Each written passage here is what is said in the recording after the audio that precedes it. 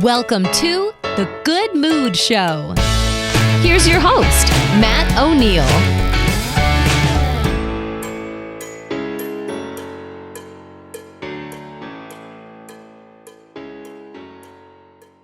Welcome to The Good Mood Show. This is the show that is certain to put you in a good mood and teach you strategies on how to stay there. Today, we are going to be talking with Kevin Burk, and Kevin is one of the designers of the human game. And he says that we can use astrology to figure out how to solve the happiness problem. So let's go ahead and get into Kevin's tip on how to feel good. My name is Kevin B. Burk. I'm the headmaster of the Real Astrology Academy and the creator of the human game. And I'm going to show you how to solve the happiness problem. If you're like most people, you experience moments of happiness interrupted by problems. You solve a problem and experience a moment of happiness, and then another problem pops up. Life can feel like a game of whack-a-mole as you run from problem to problem. You believe that when there are no more problems, then you'll finally be happy. You're searching for your happily ever after. But what if happiness is the problem? No matter what the situation looks like, the real problem is you're not happy. And when you're happy, nothing is a problem. The human game is a philosophy based on the idea that the universe is made up of stories. If everything is story, when you understand how story works, you can understand anything, including happiness. To solve the happiness problem, we first need to understand the difference between a problem and an obstacle.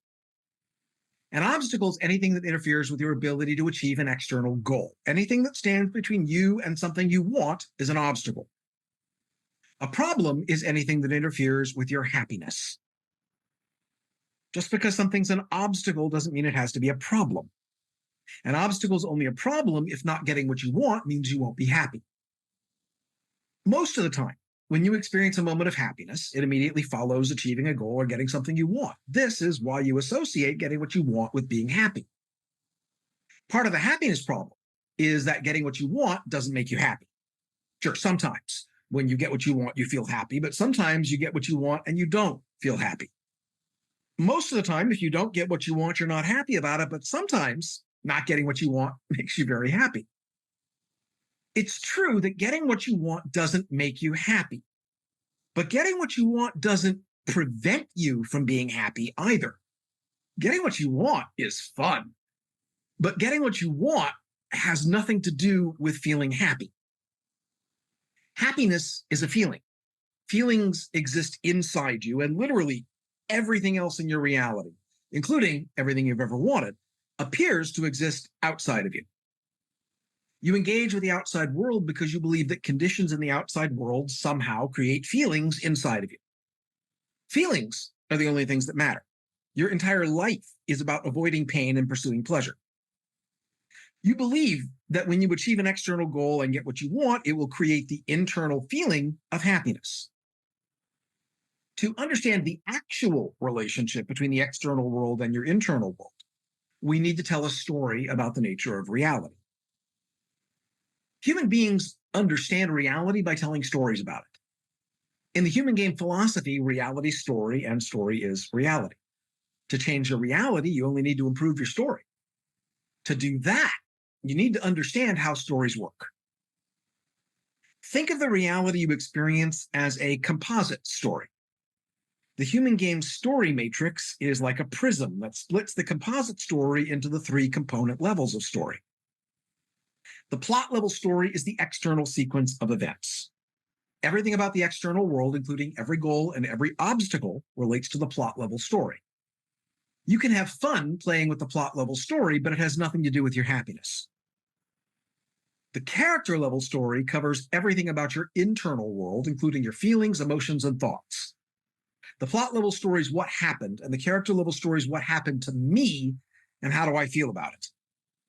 You find happiness in the character level story. The theme level story is the universal archetypal symbolic world. Astrology operates in the theme level story. The theme level story is where you can find the meaning and purpose of your life. To make changes to the composite story, you make adjustments to the component stories, the plot, character, or theme level stories. Now, you have very little creative control over the plot level story. You didn't design the external world, and it's not your responsibility. No matter how hard you try, you can't control everything, and sometimes you can't control anything. You can choose your goals in the plot level story and decide how to respond to obstacles, but there will always be obstacles. You have significant creative control over the character level story. You get to choose how you feel about the plot level events and obstacles. Most importantly, you get to decide if a plot level obstacle that interferes with your ability to achieve a goal is also a character level problem that interferes with your happiness. This isn't magical thinking where you pretend that difficult, challenging, or traumatic experiences are enjoyable. It's not spiritual bypass where you try to convince yourself that everything will always turn out for the best. It's a small adjustment to your story that untangles the plot level experience from your character level happiness. You don't have to accept the external conditions in the plot level story. You can set goals and devote resources and energy to getting everything you've ever wanted. But even if you fail, even if you don't get what you want, and you're not able to change any of the conditions in the outside world, it won't cost you any happiness, and it won't prevent you from feeling happy. No matter what the outcome is, you won't lose. This lowers the stakes of the story. In the best case scenario, you end up feeling happier than you do right now. And in the worst case scenario, you stay where you are. It doesn't change the current conditions in your reality, but it does give you better options. When the stakes are low, you can have fun. You can get creative and playful and color outside the lines. You can take your story in an entirely new direction. This is part of the game of the human game philosophy. When you approach life as a series of problems, you go through life asking, how do I fix it? If you approach your life as a game, your entire reality transforms.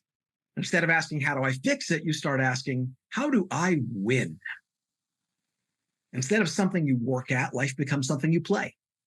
Instead of being an obligation, it becomes an opportunity.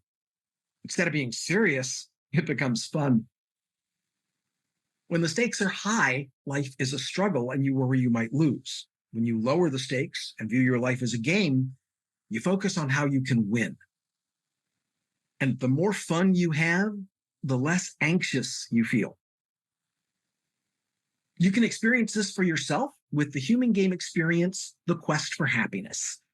Think of it as an astrology-based reality role-playing game. Visit playthehumangame.com to learn more. All right. So I really like this philosophy of see your life as a game that you get to play. I've used this as a mind experiment many times. And, if you're really interested, I'm sure that Kevin's human game would be a fun thing to look at. But we could just take away from his conversation with us and start to look at it, our own life as a game. There are consequences, just like if you're playing a video game, if you run in the street and your character gets run over, he dies. Well, same thing would probably happen for us.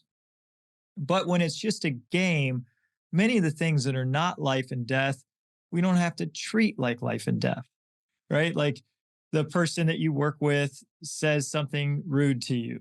And instead of like making a big deal out of it, if it's really inconsequential in the game, we could just be playful with it. We could brush it off. My favorite game to play when somebody is rude is to send them a prayer of feeling better, not to their face, because I'm not doing it to like get back at them. I'm doing it like to help me. If somebody's rude to me on the phone or in person, I'm like, man, I'm such a nice guy and I just want good for everyone. If someone is rude to me, they must really be feeling bad. So silently, I'll send a prayer for them, and that whatever's going on with them that would have them be rude today, that their day is lightened. Well, the game that does for me is that now I'm like giving love to somebody instead of taking offense to something. So that's one of the ways that I love to play this game, the human game. And I think it's a really fun mind experiment that Kevin has taken us through. The other thing he said that I think about often when it comes to thinking of life as a game is that it appears that our feelings and thoughts are inside and everything else is outside. Well, the trippy thing is that everything is inside. The entire world exists within our minds. We're like living in the Matrix. There was it's like you can only, you think that you're touching something outside of you, but you only experience that touch in your own brain, right? You think you're seeing something outside of you, but everything you see is processed inside your brain. You think that you hug someone else and that feels nice, but the feeling of being nice and the experience of hugging someone comes in your own brain. So you literally are only inside, like an avatar. Like, remember that movie Avatar with the blue people? You're like a soul that is an avatar inside of this body, experiencing everything as the human, and like your body is the blue avatar. So when you really, really think about it, you are playing a game, because your soul's eternal and this body is just, it has consequences, and we want to do the best that we can with it, but ultimately your soul's eternal. So we can lower the stakes a little bit, and this can lead to more happiness. The other thing that Kevin said that I really liked was that feelings are the only things that matter. I couldn't agree more. This is the Good Mood Show. Once I understood that the only things that matter were how I felt, everything changed. That's why I created the Good Mood Show. It's because nothing else matters. It doesn't matter if you have all the money in the world if you hate your life. The money, it has no consequence. It doesn't matter if you have a little bit of money in your bank account, but you love your life.